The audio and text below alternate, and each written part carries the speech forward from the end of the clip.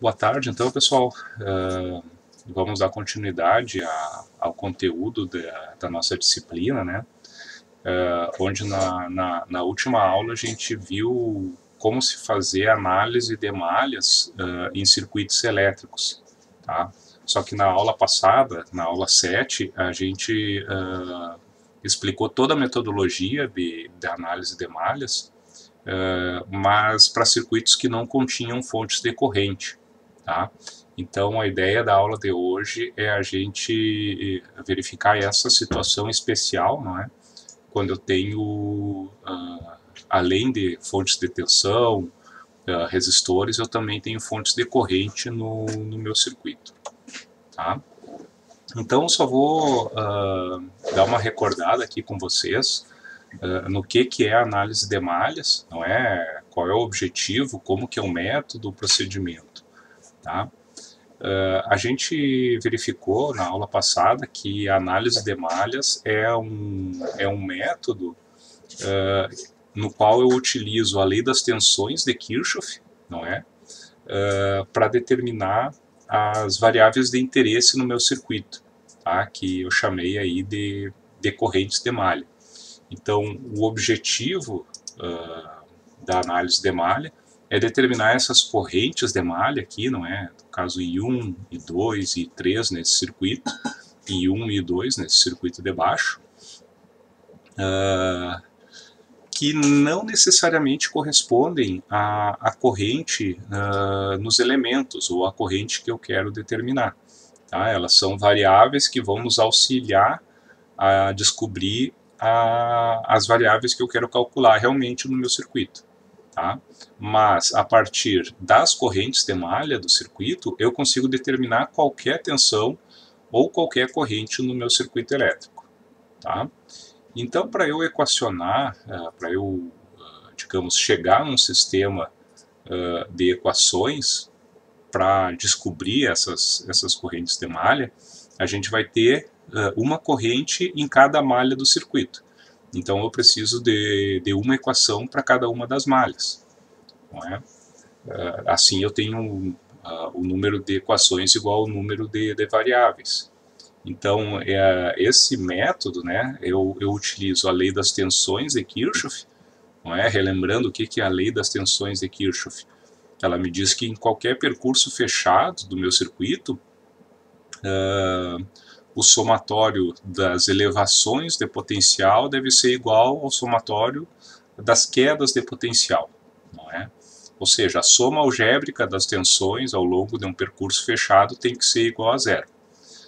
A lei das tensões de Kirchhoff também me diz que para eu obter um conjunto de equações linearmente independentes, eu tenho que equacionar apenas as malhas do meu circuito. Tá? Ou seja, não é qualquer percurso fechado. Eu aplico essa lei nas malhas. Tá? E, então, quando eu tiver, por exemplo, a tensão em um resistor, eu vou obter ela a partir da queda de tensão dada pela lei de Ohm, não é? Então, se eu tenho, por exemplo, um resistor aqui que pertence só a uma malha, não é? A queda de tensão, por exemplo, nesse caso aqui, seria 4 vezes o I1, não é? E quando eu tenho um resistor no meio de duas malhas, então a queda de tensão é dada pela resistência multiplicada pela diferença das correntes de malha. Tá? No caso desse resistor de 6 ohms, se eu considerasse o positivo aqui em cima, seria 6 vezes I1 menos I2. Tá? Por que I1 menos I2? Porque o I1 é o que está entrando pelo terminal positivo de tensão e o I2 está saindo do terminal positivo de tensão. Tá? Já para quando eu for considerar a minha malha 2, o meu positivo estaria embaixo. Tá? E a queda de tensão seria 6 vezes I2 menos I1. Tá? Então eu relaciono as quedas de tensão nos resistores a partir da lei de Ohm, o valor da resistência, né, e as correntes de malha. Tá? O caso agora não é a questão que a gente tem que responder, é como que eu vou proceder com uma fonte de corrente. Tá? Por exemplo, aqui, ó, vamos pegar esse exemplo de baixo. Aqui eu conseguiria equacionar esse circuito, não é? Pela tensão dessa fonte de tensão, mais a queda de tensão nesse resistor, mais a queda de tensão nesse resistor, igual a zero. Tá? Tranquilo. Só que quando eu for equacionar a minha malha 2 aqui, não é? Eu começando aqui do ponto inferior esquerdo, eu pegaria a queda de tensão no resistor de 6 ohms, mais a queda no resistor de 3 ohms, e agora aqui eu tenho uma fonte de corrente, tá? E eu não sei qual é o valor da tensão nessa fonte de corrente, tá? Não tem como eu saber diretamente qual é o valor da tensão nessa fonte de corrente, que pertence aqui no caso, que pertence só a essa malha, ou nesse caso de cima aqui, não é? Eu não teria como equacionar nem a minha malha 1, né, porque eu não tenho a tensão nessa fonte de corrente, nem a minha malha 2, eu não consigo também equacionar. Tá? Então, como que a gente faz quando tem uma fonte de corrente no meu circuito para analisar através da análise de malhas? Tá? A gente vai ter duas situações específicas. Tá? Eu posso ter uma fonte de tensão, uma fonte de corrente, tanto faz se é uma fonte de corrente dependente ou independente, tá? Eu não tenho como saber a tensão em cima dela. Tá? Então, quando as duas situações da fonte de corrente são, por exemplo, quando essa fonte de corrente pertence a apenas uma malha, ela é exclusiva de uma malha, que é esse nosso primeiro caso, tá? Ou quando a fonte de corrente está no meio de duas malhas, que seria o nosso segundo caso. Tá? Então, esse primeiro caso aqui seria o caso mais simples. Tá? Por quê? Vocês sabem que a fonte de corrente ela vai, digamos, a gente pode dizer que ela força a corrente a ter o valor daquela fonte de corrente. Né? Se ela for uma fonte independente, como é o caso dessa aqui da figura, ela força que a corrente seja de 5 amperes. Tá? E no caso da fonte dependente, ela vai ser uma equação, tá? Mas ela também vai estabelecer o valor daquela corrente. Tá? Então, antes da gente dizer como que a gente procede quando essa fonte de corrente pertence a apenas uma malha, a gente tem que lembrar de qual é o objetivo da minha análise de malhas. Tá? O objetivo primordial da análise de malhas é determinar as correntes de malha, não é? As correntes de malha que são as variáveis do meu circuito, né? As variáveis de interesse do meu circuito. Tá? Então, quando essa fonte de corrente está aqui, ela pertence a apenas uma malha, eu não tenho como aplicar a lei das tensões de Kirchhoff nessa malha aqui. Tá? Mas eu consigo aplicar na primeira malha. Então, eu vou equacionar para vocês aqui como ficaria essa primeira malha. Tá? A gente sabe, por exemplo, que essa corrente causaria uma queda mais menos nesse resistor, tá? Analisando a minha malha 1, e esse resistor que está no meio das duas malhas, eu considero positivo no sentido da corrente da malha. Tá? Então seria mais menos também. Então, equacionando essa minha malha 1, tá? Eu teria menos 10, mais 4 vezes o I1, mais 6 vezes I1 menos I2. Tá? Isso aqui igual a zero, certo? Ou seja, 10 vezes o I1 menos 6 vezes o I2 vai ser igual a 10. Tá? E agora, a dúvida é aqui na minha malha 2, certo? Porque eu não tenho como equacionar as tensões nessa minha malha 2. Tá? Mas esse caso específico, em que eu tenho uma fonte decorrente que pertence a apenas uma malha, eu posso inferir que aquela corrente I2 ela já está determinada pela minha fonte decorrente, certo? Nesse caso aqui, pessoal, seria I2 igual a menos 5. Menos 5 amperes. Tá? Por que é menos 5 amperes? Porque o sentido da fonte decorrente ele é contrário ao da minha corrente I2. Tá? Se a minha fonte decorrente estivesse apontando para baixo, o meu I2 seria 5 amperes também. Tá? Então, por um lado, quando eu tenho uma fonte decorrente no meio de duas malhas, eu perco uma equação. Tá? Eu não posso equacionar aquela malha, porque eu não tenho como saber a queda de tensão na fonte decorrente. Tá? Mas, por outro lado, para compensar, eu tenho já o valor de uma das variáveis de interesse. Tá? Porque a corrente de malha daquela malha onde está a minha fonte decorrente já está determinada pela fonte decorrente. Certo? Então, pessoal, quando eu tenho uma fonte decorrente que pertence a apenas uma malha, inclusive me facilita a análise, não é? Porque uma das variáveis já estaria definida. Né? Nesse caso aqui, I2 igual a menos 5 amperes. Né? Eu só substituiria naquela equação de cima, né? Ficaria 10I1 mais 30 igual a 10. Não é? Então o I1 ali seria menos 2. Tá? Ficaria bem mais fácil de resolver. Bom, a gente tem agora um segundo caso, pessoal, em que eu tenho uma fonte decorrente que ela está no meio de duas malhas. Tá? Então, quando eu tenho uma fonte decorrente no meio de duas malhas, eu não tenho como dizer, por exemplo, que aquela fonte decorrente ali de 3 amperes equivale ou a corrente I1 ou a corrente I2. Tá? Por quê? Porque ela está no meio das duas malhas. Nesse caso, a diferença das correntes de malha é igual a 3 amperes. Tá?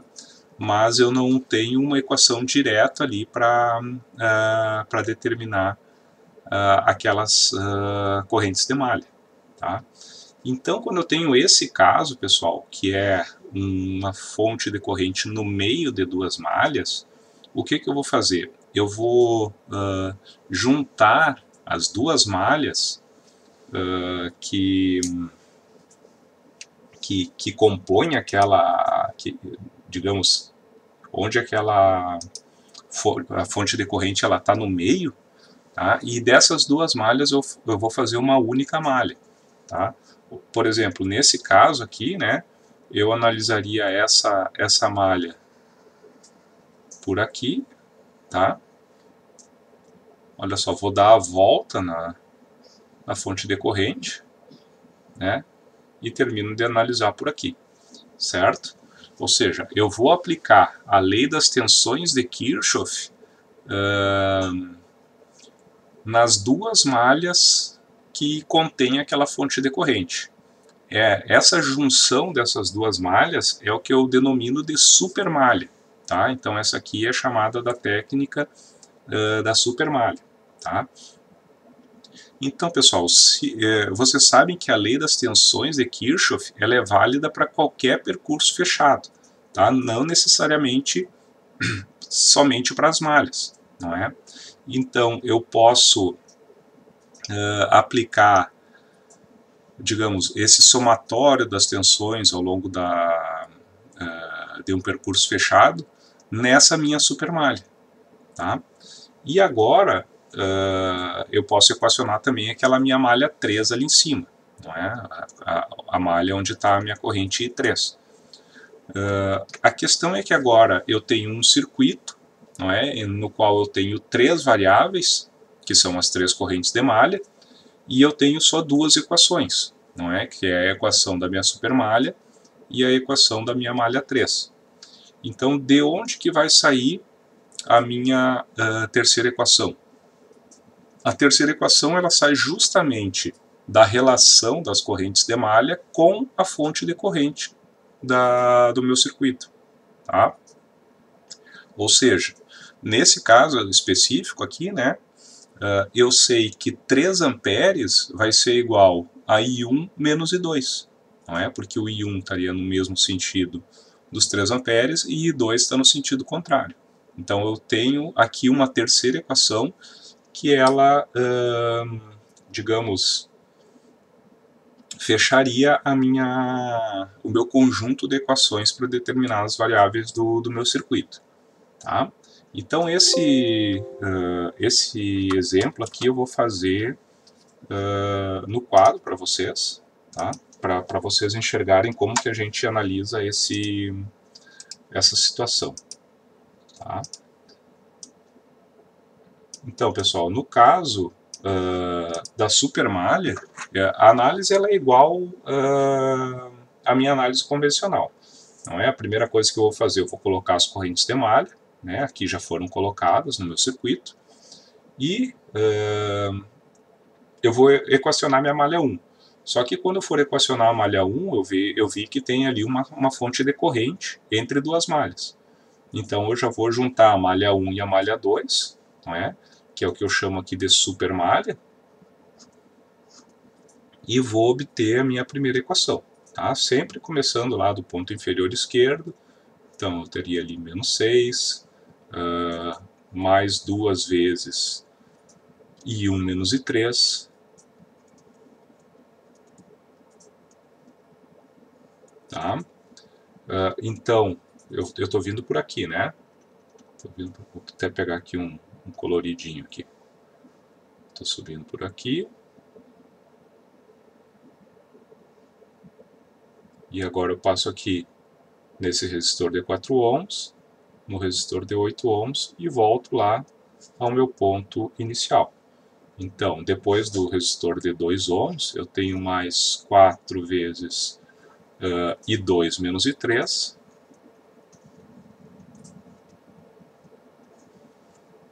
mais 8 vezes o I2, isso aqui vai ser igual a zero, né? Porque eu volto lá para o ponto original. Então, se eu obtiver essa equação aqui, eu fico com 2 vezes o I1, mais 12 vezes o I2,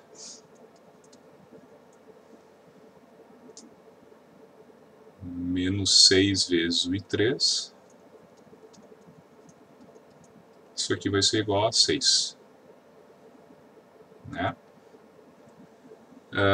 Então, pessoal, um ponto aqui bem importante da gente observar é o seguinte: por mais que eu tenha unido a minha malha 1 com a minha malha 2 para poder equacionar essa supermalha, eu ainda considero individualmente as correntes I1, I2 e I3. Tá? Vocês podem ver que os resistores, por exemplo, o resistor de 2 ohms, que está entre a malha 1 e a malha 3, a corrente nele é I1 menos I3.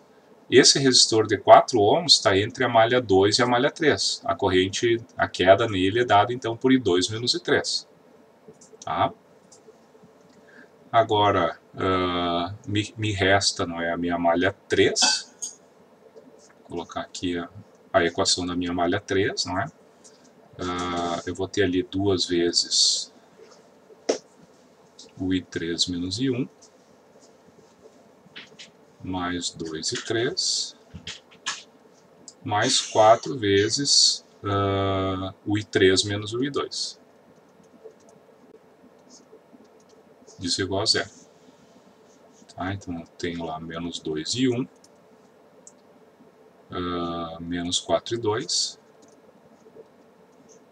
mais 8 e 3. Igual a zero. Certo? Então, pessoal, eu tenho aqui duas equações, não é? E tenho 3 variáveis. Tá? Eu tenho um sistema aqui que eu tenho I1, I2 e I3. Aqui também, I1, I2 e 3. Então, fica me faltando uma equação que relacione as correntes de malha. Tá? Sempre que eu tiver a análise da supermalha, eu preciso de uma equação onde está a minha fonte decorrente. Tá? Então eu tenho que analisar a minha fonte decorrente em função das correntes de malha que são adjacentes a essa fonte, não é? No caso aqui, a minha fonte decorrente de 3 amperes, ela está entre a malha 1 e a malha 2, tá? E o I1 está no mesmo sentido da fonte decorrente e o I2 está no sentido oposto. Então eu sei que I1 menos o I2 vai ser igual a 3 amperes, tá? E aqui eu obtenho então a terceira equação que eu preciso para resolver aquele sistema, certo? Então esse é digamos, a técnica da análise de malha quando eu tenho fontes decorrentes, tá? Esse caso aqui seria o caso da supermalha, tá? Supermalha quando eu tenho então uma fonte decorrente no meio de duas malhas, tá? Esse outro caso aqui, esse é o primeiro caso que eu comentei, não é? Quando eu tenho uma fonte decorrente que ela pertence apenas a uma das malhas, tá? Então, são os dois únicos casos que vocês vão ter, certo? Agora aqui, então, no final dos slides, eu tenho aqui agora 4 exercícios para a gente trabalhar e tirar as dúvidas desse tema, tá, pessoal? Eu vou pegar aqui só esse caso aqui, que seria um caso especial, quando eu tenho duas fontes decorrentes, tá? E que no caso ela está entre as 3 malhas, não é? Por exemplo, esse meu caso aqui, eu vou analisar ele usando o mesmo procedimento de sempre, tá? Ou seja, vou estabelecer as correntes de malha, tá? Vou chamar isso aqui de I1, isso aqui de I2, tá? E aqui a minha corrente de malha I3, tá? Então, por exemplo, se eu for fazer a queda de tensão na minha malha 1, eu vou ver que eu tenho aquela fonte decorrente de 4 amperes. Né? Não posso equacionar através da minha malha 1. Se eu juntar a malha 1 com a malha 3, né, que seria a outra malha, né, para fazer a supermalha ali pela malha 3, eu não tenho, quando eu fizesse esse caminho aqui, né, deixa eu desenhar aqui para vocês. Eu viria por aqui, não é? Por aqui, se eu quisesse fazer isso daqui, ó, aqui eu também não tenho como equacionar a tensão, né? Porque eu tenho outra fonte decorrente no meu caminho, tá? Então, nesse circuito aqui, pessoal, a gente só vai ter um percurso fechado que eu posso equacionar, tá? Que seria esse percurso fechado externo, tá? Então a minha supermalha aqui, ela juntaria as malhas 1, 2 e 3, tá? Bom, como é que ficaria então esse equacionamento? Eu tenho ali 8 vezes o I1, mais 1 vezes o I3, mais 4 vezes o I2, igual a zero, tá? E então eu tenho uma equação para 3 variáveis, tá? Então agora as outras duas equações eu vou ter que obter das duas fontes decorrentes, tá? Eu vou chamar aqui FCI, que é a fonte decorrente independente, tá? Então eu analiso ali a minha fonte decorrente de 4 amperes, ela está no mesmo sentido de I1 e o I3 está no sentido oposto. Tá? Então eu sei que I1 menos I3 vai ser igual a 4 amperes. e agora a minha fonte decorrente dependente, tá? Que seria aquela fonte de 2 e 0. Então ela está entre a minha malha 2 e a minha malha 3. E ela estaria no mesmo sentido do I2 e no sentido oposto ao I3. Então eu sei que I2 menos I3 é igual ao valor da fonte decorrente, né? Que é 2 e 0. Tá? E uma coisa que eu já expliquei para vocês é que sempre que eu tenho uma fonte dependente, eu preciso de uma outra equação que relacione a corrente que controla a minha fonte dependente, no caso o I0, com as minhas correntes de malha. Então vocês vão observar onde é que está o I0. O I0 está aqui, ó, tá? Ele pertence somente à minha malha 1, né? E na minha malha 1 ele está com o sentido oposto ao I1. Então eu sei que I0 vai ser igual a menos I1. Tá? Essa equação agora eu substituo aqui em cima, não é? E vou obter ali, no caso que 2 e 1, mais I2, menos I3, é igual a 0. Tá, pessoal? Então eu tenho aqui as 3 equações que eu preciso para resolver o meu sistema e obter as 3 correntes de malha. Tá certo? Então esse é a teoria da análise de malhas com fontes de corrente. Tá, pessoal? Agora é só exercitar a partir aqui dos exercícios que nós temos nos slides e também das listas de exercícios que vocês têm ali para resolver, para poder fixar bem a matéria.